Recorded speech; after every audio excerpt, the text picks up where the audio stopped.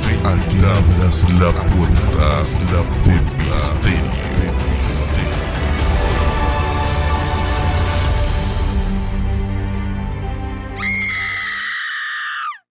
Te presento 7 casos policiales resueltos en 2022. Número 1. Sandra Di Felice.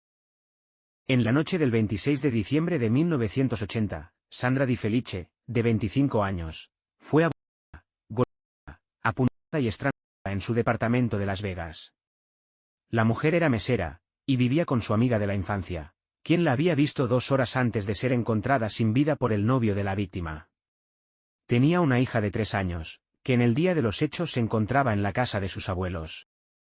En 2021, la hija de Sandra, que ya tenía más de 40 años, llamó a la policía para preguntar si había algún avance en la investigación. Esta llamada motivó a los investigadores a revisar nuevamente el caso. Gracias a esto descubrieron que había ADN recolectado de debajo de las uñas de la víctima, pero no había sido analizado por la inexistencia de la tecnología adecuada en el momento del crimen. Luego de encontrar una coincidencia genética, y casi 42 años después de haber sido asesinada, se arrestó, finalmente, al culpable de la muerte de Sandra. Paul Natal. El hombre de 65 años, había sido un sujeto de interés durante la investigación inicial, ya que se encontró su huella dactilar en la escena. Sin embargo, esta evidencia fue descartada, ya que conocía a la compañera de cuarto de la víctima. Gracias al avance de la tecnología, se pudo llegar a la conclusión de que Paul Natal fue el asesino de Sandra. Jason Johansson, teniente de policía de Las Vegas, expresó: "Tengo la esperanza de que de alguna manera esto proporcione algún tipo de cierre para la familia, y en última instancia, resulte en algún tipo de cierre y justicia para Sandra". Número 2. Pequeña señorita Nadie. El 31 de julio de 1960, fue hallado sin vida en el desierto de Arizona el cuerpo de una niña parcialmente enterrado. Como nadie se acercó a las autoridades para identificar a la víctima, le dieron el apodo de Pequeña Señorita Nadie. En febrero de 2022, la pequeña señorita Nadie recuperó su identidad gracias a los avances en la tecnología genética. Su nombre era Yaron Lee Gallegos, una niña de 4 años que fue secuestrada mientras jugaba en el patio de la casa de su abuela, a 700 kilómetros de donde se halló el cuerpo. Como originalmente, las autoridades creyeron que la menor encontrada tenía 7 años, descartaron la posibilidad de que se tratara de Yaron. Según medios locales, la niña fue obligada a subir a un sedán verde oscuro el 21 de julio de 1960. En el vehículo se hallaban un hombre, una mujer, y un niño con pecas. Sumado a esto, una mujer había estado preguntando por la niña en el barrio y en la iglesia local, antes de ser secuestrada. Número 3. Lindy Subicler. Lindy Subicler tenía 19 años cuando fue asesinada de 19 puñaladas, el 5 de diciembre de 1975 en Pensilvania. La mujer, que había sido abusada, tenía heridas defensivas, lo que mostraba que había luchado por su vida. Gracias a la genealogía forense, David Sinopoli fue considerado como persona de interés en el crimen de la joven. Cici Moore, especialista en genealogía genética, a través del ADN recolectado en la escena del crimen, logró determinar décadas más tarde que el asesino tenía ancestros en Gasperina, una pequeña localidad de Italia. Con esta información se analizaron árboles familiares de la ciudad donde ocurrió el hecho, lo que llevó a descubrir que Sinopoli coincidía con ese perfil. Luego de meses de vigilancia, Sinopoli, de 68 años, fue arrestado el 17 de julio de 2022. En febrero del mismo año, el hombre estaba con su esposa y otra pareja tomando un café.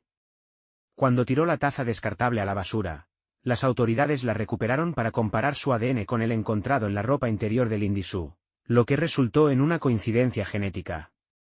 Una vez más, el avance de la tecnología logró hacer justicia luego de mucho tiempo. Número 4. Christopher Yerby. A las 3 de la mañana del 4 de enero de 1996, Jade Benning, que tenía 22 años en ese momento, llamó a la policía para reportar que un hombre ingresó a su apartamento y apuñaló a su novio, Christopher Yerby. En aquel entonces, los detectives declararon en los medios que posiblemente fue un robo que salió mal. Nadie fue arrestado por el crimen del joven de 22 años. En 2020, la policía recibió una carta anónima que indicaba que Benning había sido la culpable de asesinar a su novio, lo que llevó a las autoridades a reabrir el caso. Luego de extensas entrevistas y el análisis de nuevas pruebas forenses, los investigadores tenían suficientes pruebas para arrestarla. La mujer de 48 años fue detenida el 3 de mayo de 2022. Testigos que dieron sus declaraciones en las investigaciones iniciales indicaron a los detectives que escucharon una fuerte discusión el día del crimen, proveniente del departamento de la pareja. Número 5. Jeril Haas. Luego de una llamada donde sonaba desesperada, los padres de Jeril Haas llegaron a su apartamento en California, el 24 de abril de 1994. Allí encontraron el cuerpo sin vida de la joven de 39 años. En 1998, su madre contó que ella les había dicho que alguien le había estado tomando fotos, además colgaba cuando ella contestaba el teléfono. La víctima había sido apuñalada numerosas veces, e incluso, había sido mordida por su atacante. Gracias al ADN de la saliva en el cuerpo de Jeril, y sangre del asesino que encontraron en la escena, en febrero de 2022 pudieron identificar que las muestras coincidían con la información genética de Jaron Eugene Gadlin, de 48 años, quien vivía a 20 kilómetros del lugar de los hechos. El hombre fue arrestado el 4 de marzo del mismo año. Número 6. Nancy Benalak. Nancy Mary Benalak fue asesinada el 26 de octubre de 1970, en California, a los 28 años. La mujer había sido apuñalada en su cuarto alrededor de 40 veces, llegando al punto de ser casi decapitada. En 2022, gracias a la genealogía forense, Richard John Davis fue identificado como el culpable. El hombre vivía en el mismo complejo de apartamentos que la víctima. Los investigadores creen que utilizó cinta adhesiva en sus dedos para evitar dejar huellas dactilares. Sin embargo, en medio del altercado con Nancy resultó herido, lo que provocó que dejase un rastro de sangre desde la escena del crimen hasta el estacionamiento del lugar. Si bien los análisis de sangre demostraron que él fue el culpable, no se presentaron cargos penales porque el asesino murió en 1997, a los 54 años, producto del alcoholismo. Mickey Lynch, el detective que trabajó en el caso en 2005 expresó: debido al hecho de que Richard Davis ha fallecido, lamentablemente no habrá ningún tipo de justicia legal, pero Linda y Tom, espero que esto les brinde a ustedes, a Nancy, y a su familia algo de paz. Linda y Tom eran la hermana de Nancy y su esposo. Número 7. Melissa Highsmith. El 23 de agosto de 1971, Melissa Highsmith, que tenía 22 meses, fue secuestrada por su niñera en Texas.